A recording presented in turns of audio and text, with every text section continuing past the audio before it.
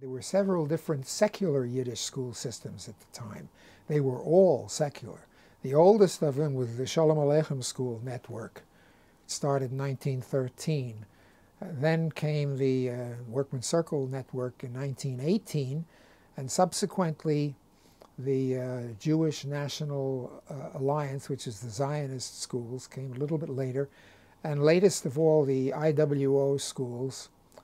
The IWO was an offshoot of the Communist Party, and their ideology was communist, basically. The Sholem Aleichem schools were non-ideological, so they said.